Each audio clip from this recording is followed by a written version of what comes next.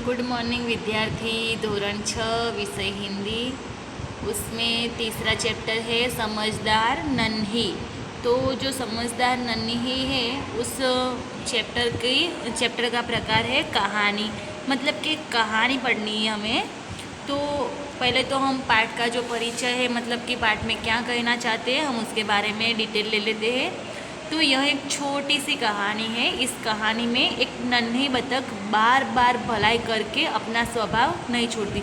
मतलब नन्ही छोटी सी बतख है, उसका नाम है नन्ही, और वो बार बार भलाई करती है क्योंकि उसके स्वभाव में ही अच्छा भलाई करना है। तो उससे वह बिच्छू को बुरा स्वभाव छुड़ा देती है। और उसी प्रकार समाज में भी कई बुरे लोग पर हमें हमेशा साथ भलाई करनी चाहिए। हमें कभी अपनी अच्छा स्वभाव नहीं छोड़ना चाहिए।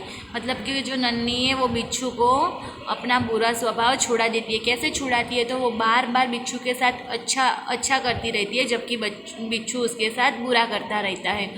तो उसी वजह से बिच्छू को समझ आ जाता है कि हमें भी अच्छा स्वभाव रखना चाहिए। तो इसमें हमें मतलब भलाई के साथ बुराई के साथ भलाई, ऐसा पाठ पढ़ना है। तो इससे पहले हम उसके जो शब्दार्थ है, मुहावरे है, समानार्थी शब्द है, मुहावरे है, वो सब पढ़ेंगे। तो पहला है तट। तो तट का अर्थ क्या होता है? तो किनारा होता है। फिर सहसा। तो सहसा का मतलब होता है एकाएक। फिर निर्दोष।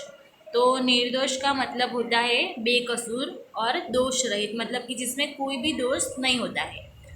फिर प्रसन्न। तो प्रसन्न का अर्थ होता है खुश। फिर गिड़गिड़ाना। तो प्रार्थना या विनंती करना, जैसे कि हमें कोई चीज़ चाहिए, छोटा बच्चा होता है कैसे माँ बाप के सामने गिड़गिड़ाता है कि मुझे ये ले दे, ये ले दे, विनंती करता है, मम्मा प्लीज़ ये ले दे, ऐसा होता है ना। फिर है नन्ही। तो नन्ही का मतलब होता है छोटी सी। फिर शैतानी। तो शरारत। पीड़ा। तो दर्द। दोबारा। तो दूसरी बार। स्वभाव। तो प्रकृति। पर खिसिया कर। तो लज्जित होकर। राह। तो रास्ता। दलदल। तो गीली ज़मीन। फिर थिरकना। तो नाचना। मुस्कुराना। तो हंसना। प्राण का मतलब होता है जान। धारा का मतलब होता है प्रवाह। भलाई का मतलब होता है अच्छाई। तो हमने क्या पढ़े? शब्दार्थ। अब हम देखेंगे मुहावरे, और मुहावरे का अर्थ है और उसके वाक्य प्रयोग भी इसमें दिए गए हैं। तो पहला है अनसुनी करना। तो ध्यान न देना, मतलब कि हमें कोई भी बात करे तो हम उस पर ध्यान ना दें, मतलब कि उस बात को हमने अनसुनी कर दी। तो कहीं लड़के बड़ों की बात अनसुनी करते हैं। फिर है आदत का गुलाम होना। तो आदत से मजबूर होना। बिच्छू अपनी गंदी आदत का गुलाम था। फिर है वचन देना। तो वादा करना। राजू ने पिताजी को वचन दिया कि मैं इस परीक्षा में प्रथम स्थान पर प्राप्त करूंगा। फिर मन डोलना। तो विचार करना। तो नन्ही को देखकर बिच्छू का मन डोलने लगा। फिर है जीवन दान देना। तो नया जीवन देना। नन्ही ने बिच्छू को 2 बार जीवन दान दिया। फिर शर्म से पानी पानी होना। तो बहुत ही लज्जित होना। बिच्छू नन्ही के सामने शर्म से पानी पानी हो गया। फिर राह दिखाना। तो रास्ता दिखाना। नन्ही ने बिच्छू को सही राह दिखाई। फिर थिरकने लगना। तो खुशी से नाचने लगना। तो नन्ही अपनी माँ के आगे थिरकने लगी। देखो, तो हमने मुहावरे का अर्थ और वाक्य प्रयोग भी हमने पढ़ लिया है। अब हम देखते हैं इसमें जो समानार्थी शब्द है और विलोम शब्द है उसके बारे में पढ़ेंगे। तो तट का मतलब होता है किनारा, जो हमने थोड़ी देर पहले मैंने आपको बताया। फिर स्वभाव। तो प्रकृति। निर्दोष। तो बेकसूर। फिर प्रसन्न का अर्थ होता है खुश। राह का मतलब होता है रास्ता। प्रार्थना का मतलब होता है विनंती। मुसीबत का मतलब होता है आपत्ति। दुख का मतलब होता है कष्ट।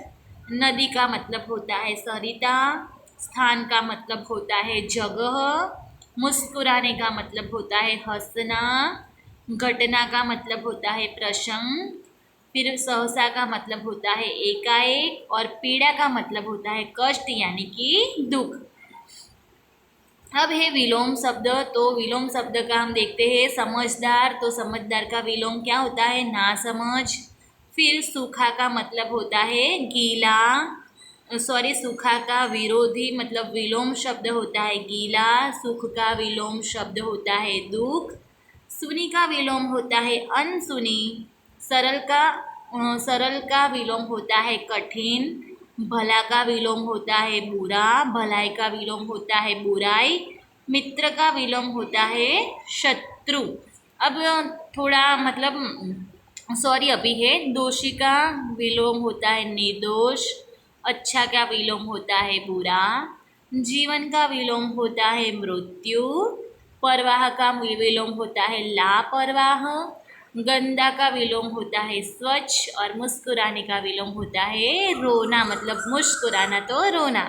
अभी थोड़े हम वचन बदलिए, मतलब कि जो वचन है उसको हम बदलेंगे, मतलब कि एक वचन का हम दो वचन में परिवर्तन करेंगे, कन्वर्ट करेंगे। तो जो कहानी होती है वो एक होती है और कहानियाँ होती है वो बहुत सारी होती है। तो कहानी का होता है कहानियाँ। फिर नदी का होता है नदियाँ। बात का होता है बातें। फिर आदत का होते हैं आदतें। बेटे का होता है बेटियाँ। फिर खुशी का खुशियाँ। रानी का होता है रानियाँ। मोमबत्ती मतलब कि मोमबत्तियाँ। फिर पुस्तक का होता है पुस्तकें। किताब का होता है किताबें। फिर माला का होता है मालाएँ। सॉरी, फिर बहन का होता है बहनें। घटना का होता है घटनाएँ। और मुसीबत का होता है मुसीबत।